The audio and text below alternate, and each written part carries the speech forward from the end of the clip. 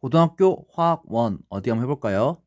자, 여러분 지난 시간에는 우리가 반응에 대해서 얘기하면서 가역 반응, 비가역 반응 어떤 방향에 대한 얘기도 했고요. 동적 평형, 네, 가역 정방향 정반응과 역반응이 동시에 같은 속도로 일어나는 평형에 대해서 얘기했어요. 오늘은 그 평형 중에 하나로서 이온화, 물이 스스로 이온이 된다고 합니다. 근데 그걸 우리가 느끼지 못하는 이유는 이온이 되는 동시에 또다시 물이 되면서 또 동적 평형을 이뤄요.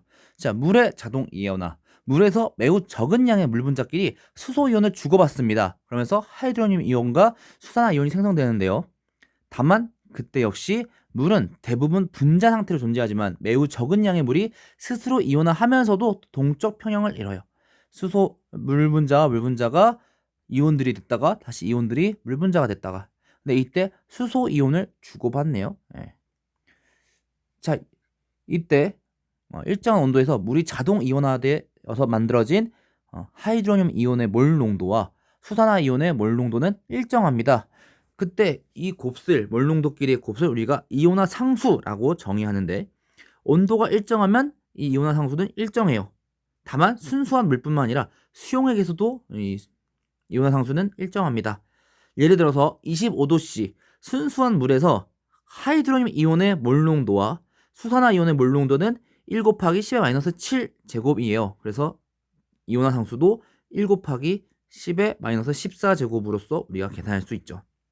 근데 다만 말씀드렸다시피 적은 양의 물 분자끼리 수소 이온을 주고받아요. 수소 이온. 이거 많이 들어봤던 얘기인데, 그렇죠? 고등학교 통합과학에서 수소 이온을 그쵸. 수용액에서 수소 이온이 나온다. 그러면은 어떤 특정한 물질이 있었어요. 그쵸? 바로 이 얘기로 어떤 얘기를 해볼 수 있느냐? 산성, 염기성, 즉 그 액성에 대해서 얘기해 볼 수 있습니다. 자, 우리는 하이드로늄 이온의 몰 농도가 수산화 이온의 몰 농도보다 클 때 산성이라고 하고요. 둘의 몰 농도가 같을 때 중성, 그리고 수산화 이온의 몰 농도가 하이드로늄 이온의 몰 농도보다 클 때 우리는 염기성이라고 얘기합니다. 또한 우리는 이 몰 농도를 맨날 이렇게 비교할 수는 없으니까 수소 이온 농도 pH라는 것으로서 우리가 표현할 건데요. pH는 마이너스 로그. 이때 이 로그는 사용 로그죠. 밑을 10으로 하는. 그리고 하이드로늄 이온의 몰 농도. POH라는 화학식 양도 있어요. 마이너스 로그 역시 사용 로그고요. 수산화 이온의 몰 농도. 근데 아까 말씀드렸죠. 25도 순수한 물과 수용액 항상 이온화 상수는 같아요. 수용액이든 순수한 물이든. 그때 순수한 물이나 수용액이나 어떤 거든 간에 이온화 상수는 1 곱하기 10의 마이너스 14제곱. 즉 이 이온화 상수가 그렇죠. 하이드로늄 이온의 몰 농도와 수산화 이온의 몰 농도의 곱수로서 정의되기 때문에 결국에 pH 더하기 pOH는 14가 될 거예요. 근데 이제부터 산성, 중성, 염기성을 이 pH, pOH, 수소 이온 농도와 수산화 이온 농도의 값으로서 얘기해 볼 겁니다. 25도씨 순수한 물이나 중성 수용액, 중성입니다. 하이드로늄 이온과 수산화 이온이 같은 개수만큼 있어요. pH, pOH 모두 7이겠죠. 25도씨 산성 수용액, 하이드로늄 이온이 수산화 이온보다 많습니다. pH, 수소 이온 농도는 7보다 작아지겠고요. 마이너스 로그죠. 작아지겠고요. pOH는 7보다 클 겁니다. 25도씨 염기성 수용액이에요. 하이드로늄 이온이 수산화 이온보다 적어요. pH는 7보다 크고 pOH는 7보다 작겠죠.